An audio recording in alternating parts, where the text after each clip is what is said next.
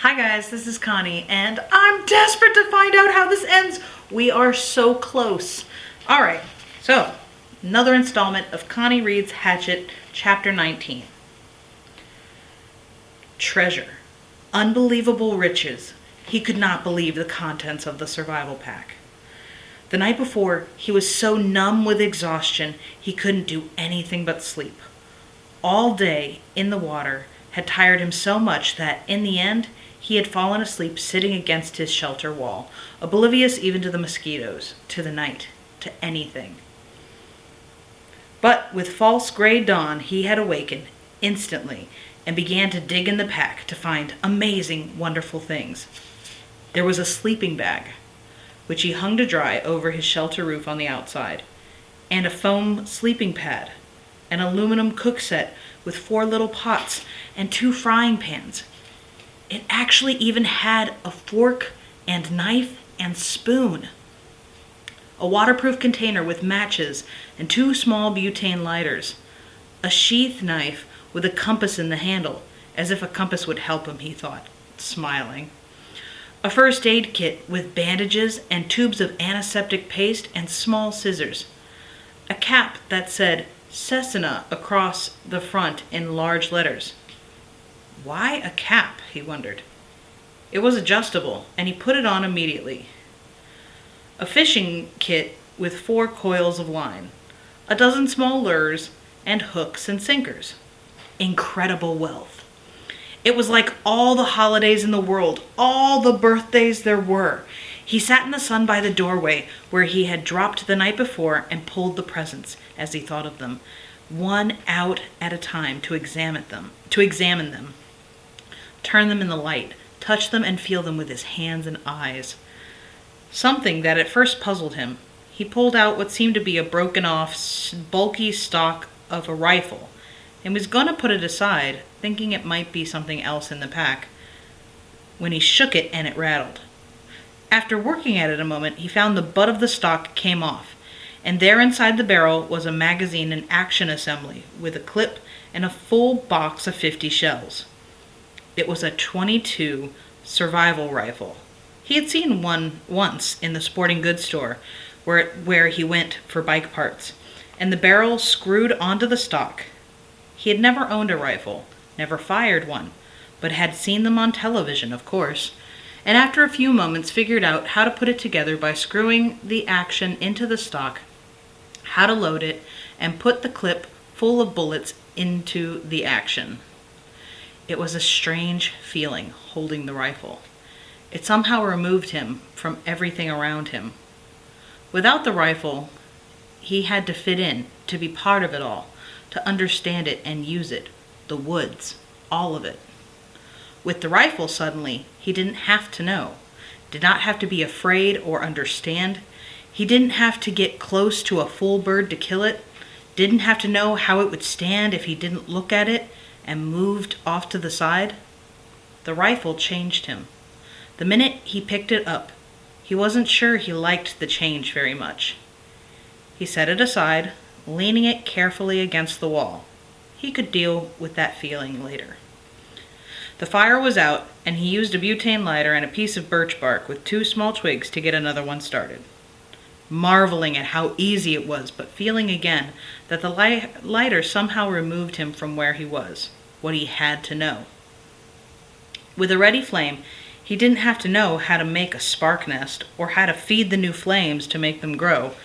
As with the rifle, he wasn't sure he liked the change. Up and down, he thought. The pack was wonderful, but gave him up and down feelings. With the fire going and sending up black smoke, a steady roar from a pitch-smelling chunk he put on, he turned once more to the pack. Rummaging through the food packets, he hadn't brought them out yet because he wanted to save them until last glory in them.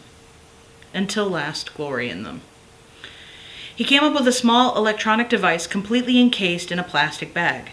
At first he thought it was a radio or cassette player, and he had a surge of hope because he missed music, missed sounds, missed hearing another voice. But when he opened the plastic and took the thing out and turned it over, he could see that it wasn't a receiver at all.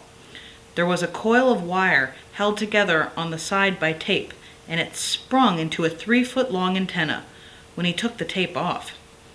No speaker, no lights, just a small switch at the top, and on the bottom he finally found, in small print, emergency transmitter. That was it. He turned the switch back and forth a few times, but nothing happened. He couldn't even hear static. So, as with the rifle, he set it against the wall and went back to the bag. It was probably ruined in the crash, he thought. 2 bars of soap. He had bathed regularly in the lake, but not with soap, and he thought how wonderful it would be to wash his hair, thick with grime and smoke dirt, frizzled by wind and sun, matted with fish and full bird grease. His hair had grown and stuck and tangled and grown until it was a clumped mess on his head. He could use the scissors from the first aid kit to cut it off, then wash it with soap. And then, finally, the food. It was all freeze-dried, and in such quantity that he thought, with this, I could live forever. Package after package he took out: beef dinner with potatoes, cheese and noodle dinners, chicken dinners, egg and potato breakfasts, fruit mixes, drink mixes, dessert mixes, more dinners and breakfasts than he could count easily. Dozens and dozens of them, all packed in waterproof bags, all in perfect shape. And when he had them all laid out against the wall in stacks, he couldn't stand it, and he went through them again. If I'm careful, he thought, they'll last as long as long as I need them to last. If I'm careful. No, not yet. I won't be careful just yet. First, I am going to have a feast. Right here and now. I'm going to cook up a feast and eat until I drop. And then I'll be careful. He went into the food packs once more and selected what he wanted for his feast. A 4-person beef and potato dinner, with orange drink for an appetizer, and something called a peach whip for dessert. Just add water, it said on the packages, and cook for half an hour or so until everything was normal size, and done. Brian went to the lake and got water in one of the aluminum pots, and came back to the fire. Just that amazed him, to be able to carry water to the fire in a pot. Such a simple act, and he hadn't been able to do it for almost 2 months. He guessed at the amounts and put the beef dinner and peach dessert on to boil, and then went back to the lake and brought water to mix with the orange drink. It was sweet and tangy, almost too sweet, but so good that he didn't drink it fast, held it in his mouth and let the taste go over his tongue, tickling on the sides, sloshing it back and forth and then down, swallow, then another. That, he thought, that is just fine. Just fine. He got more lake water and mixed another one and drank it fast, then a third one. And he sat with that near the fire, but looking out across the lake, thinking how rich the smell was from cooking beef dinner.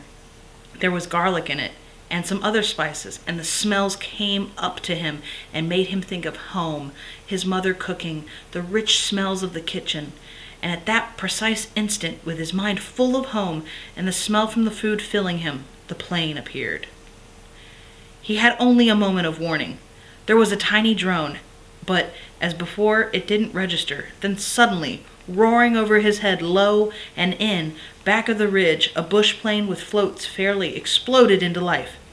It passed directly over him, very low, tipped a wing sharply over the tail of the crashed plane in the lake, cut power, glided down the long part of the L of the lake, then turned and glided back, touching the water gently once, twice, and settling with a spray to taxi and stop with its floats, gently bumping the beach in front of Brian's shelter.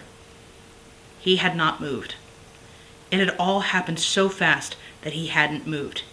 He sat with the pot of orange drink still in his hand, staring at the plane, not quite understanding it yet, not quite knowing yet that it was over.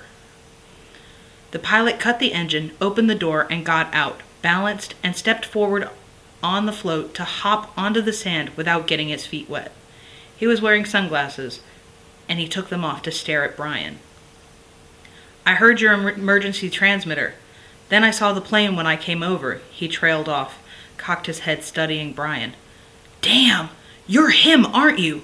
You're that kid. They quit looking a month? No, almost 2 months ago. You're him, aren't you? You're that kid.